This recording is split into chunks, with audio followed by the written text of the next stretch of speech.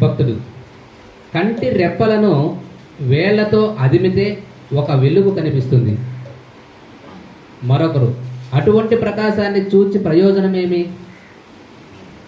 మహర్షి గమ్యాన్ని మరవకుండటానికి ఈ సాధన, దృష్టి, ఇతర కార్యక్రమాలు లేదా గమ్యాల వైపు మరలకుండా ఉండడానికి ఉపయోగపడుతుంది. విషయాన్ని చూడటం, వెలుగును గుర్తించడం ఇవి ఆ పనిని చేయు కర్త ఒకడుంటేనే సాధ్యం. విషయాలు కనబడినా కనబడకున్నా కర్తకే ఏ లోటు లేదు. కాంతిని లేక ద్రష్టను కాక చైతన్యాన్ని చూడగలిగితే ఆ పైన చూడ విషయం ఉండదు.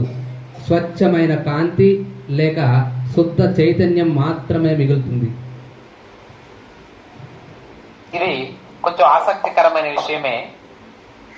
కంటి రెప్పలను వేళ్లతో అదిమితే ఒక వెలుగు కనిపిస్తుంది. మనకందరికి సాధ్యం చేయొచ్చుది. మీరు ఇళ్ళకి పోయి అదుముకొని చూడండి, ఇక్కడ వద్దు. ఈ రెండు కనుపాపలు కనుగుడ్లు కన్నా బాగా అదిమినేమంటే ఒక వెలుగు వస్తుంది. అవునా లేదా? ఈరోజు సాయంకాలం వెళ్ళి చూడండి. ఇంతలో మరొకరు అంటే కళ్ళు మూసుకున్నాయినా కళ్ళు తెరుచుకొని కాదు, ఈ కను రెప్పల పైన అదమండి వెలుగు తరంగాల్లాగా మినుకరుగా వస్తుంది. ఇంకా బాగా అదిగితే మంచి కాంతి ఒకటి వస్తుంది. ఒక రకం అట్లా వస్తుంది. దానిలో ఒక ఆయన అన్నాడు, అటువంటి కాంతి కనపడి ఏమి లాభమయ్యా అన్నాడు. మహర్షి గమ్యాన్ని మరవకుండడానికి ఈ సాధన, దృష్టి, ఇతర కార్యక్రమాలు లేదా గమ్యాల వైపు మరలకుండడానికి ఉపయోగపడుతుంది. నాయనా రోజు చెప్తారు పెద్దలు, గమ్యాన్ని మరవకుండడానికి మన ఋషులు పెద్దవాళ్ళు ఎన్నో మార్గాలు చెప్పారు. మా అమ్మ మా పెదమ్మ ఒక ఇద్దరున్నారు. వాళ్ళు అచల గురువు దగ్గర తీసుకున్నారు. నేను వాళ్ళ భజనకి ఒకసారి నేను వచ్చినప్పుడు వాళ్ళు భజన చేస్తూ ఉండేది. దానిలో మా పెదమ్మ చెప్పింది, నేను దేవుణ్ణి చూసినాను నాయన అనేది. అందరూ ఉన్నట్టుండి మాట్లాడింది. మా అమ్మాయి కావాలి నాకు చెప్పరా తల్లి. ఇవి మాత్రం నాయన నేను దేవుణ్ణి చూసినాను నాయన. ఎట్లా చూసినావు పెదమ్మ? చెప్పకూడదులేనా, మా గురువు గారు చెప్పొద్దన్న. అది ఎట్లా మా చెప్పమ్మా, నేను కొడుకుని గారు చెప్పేదమ్మా. అది చెప్పకూడదని చెప్పినాడు ఆయన గురువా. సరే అయినా కూడా చెప్పమ్మా. సరే ఇంకేటి అడుగుతున్నా, ఏముండదు నాయన, కనుగుడ్లు అదిగితే కనిపిస్తాడు. కనుగుడ్లు అదిగితే కనిపిస్తాడు. అదే అందమ్మా నాయన, నా రెండు కళ్ళు పడుతున్నా అది వేసండి నా గురువు. అదిగితే నాకు కాంతి కనబడుతుంది. అదే నువ్వు పో అన్నాడు. ఇంతలోకి మా అమ్మ ఆమె దబాయించి, వాడికి ఎందుకు చెప్తా ఉండవు, గురువు చెప్పొద్దని చెప్పిలా. ఇదేది పెద్ద సీక్రెట్ ఉందా? అంతేనండి. అదంతే, అంతేనాయన దేవుడు అంతే. అది రమణ మహర్షి కూడా చెప్తున్నాడు దాన్ని. అంటే ఈ పీఠాల్లో ఆ గురువులు చేస్తారు. అది ఆయనేమంటాడంటే, మన మనసును పలు రకాలైనటువంటి దీనిలోకి పోతూ ఉంటుంది, దాన్ని మళ్లించడానికి చేస్తుంటారు పాపమై. ఇది కాదు ఆత్మదర్శనం అంటే. అంటే ప్రతి ఒక్కడు కనుగుడ్డు అదుముకుంటే కనబడే కాంతి కాదు. జ్ఞానం అనే కాంతి ఏనన్నా, అది అసలైన కాంతి. ఇప్పుడు మీరంతా ఈ సత్సంగం వింటున్నారు దేంతో? ఆ కాంతి చేత, ఆ జ్ఞానం చేత వింటున్నారు. ఇది అసలైన జ్ఞానం ఏనన్నా. ఇప్పుడు మనం అయ్యో జాలి గుణం, దయాగుణం, కరుణ, పరజీవుల ఎడల ప్రేమ ఏనన్నా, ఇవి ఆ జ్ఞానపు కాంతి నీకు ఎరుకలోకి వచ్చిందని అర్థం. అది కాని ఏదో ఒకదాన్ని నేను చూశాను, నేను దర్శించేశాను, అది కాదు అసలైంది. ఇది కష్టాల్లో ఉన్నారు, పని లేకపోతున్నారు. ఇది జ్ఞానం, అది వెలుగంటే. అందరూ ఎప్పుడు మరణించాల్సిందే, మనం కూడా వెళ్లాల్సిందే. ఇది ఆ కాంతిలో నీకు కలిగిన జ్ఞానం. ఇది అసలైన జ్ఞానం. కానీ అది కాదు ఇప్పుడు మీరు అనుభవిస్తుండేది జ్ఞానం. ఓహో, మానవుడు ఎప్పుడైనా మరణించవలసింది, నాకు కూడా మరణం తప్పదు.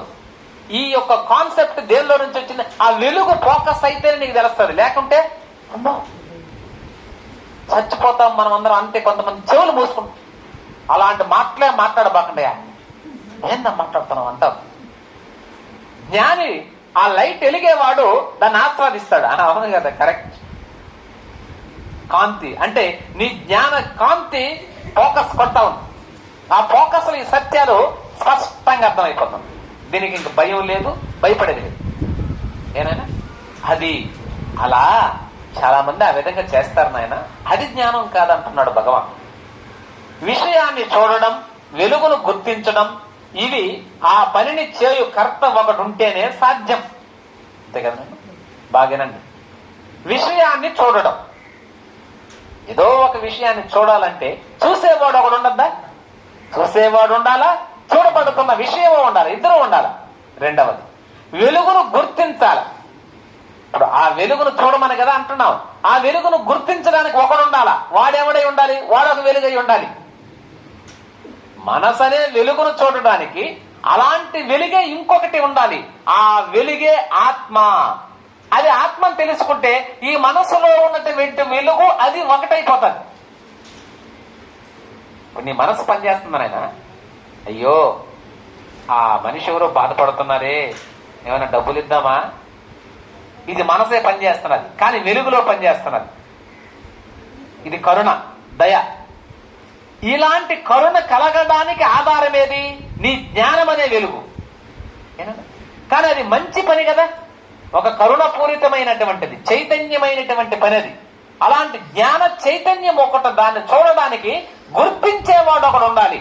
ఆ గుర్తించేది అసలు చైతన్యం ఈడ పరిణితి చెందిన వెలుగు మనసుగా పనిచేస్తా ఉంది. దాని అర్థమవుతుందని నేను చెప్పేది క్యాచ్ చేస్తున్నారా? మనసు అనే వెలుగు గుర్తించడానికి దానికి ఆధారమైనటువంటి అసలు చైతన్యం ఒకటి ఉన్నది. ఆ చైతన్యం ఉంటేనే ఈ మనసు ఉన్నటువంటి వెలుగును కూడా నువ్వు చూస్తున్నావు. దీపపు కాంతిని చూసావు నేను, అది వెలుగే. ఆ వెలుగును చూడడానికి ఇంకొక వెలుగు ఉండాలి. వెలుగులకు వెలుగు, చూపులకు చూపు, ఆయన పరమాత్మ. కాబట్టి ఆ వెలుగును గుర్తించడం, ఇవి ఆ పనిని చేయు కర్తకుడు ఉంటేనే సాధ్యం, లేకపోతే చూడలేదు. విషయాలు కనబడినా కనబడకున్నా కర్తకే లోటు లేదు. కర్త అంటే ఆ చైతన్యం. ఏనన్నా కాంతిని లేక ద్రష్టను కాక చైతన్యాన్ని చూడగలిగితే ఆ పైన చూడ విషయం ఉండదు.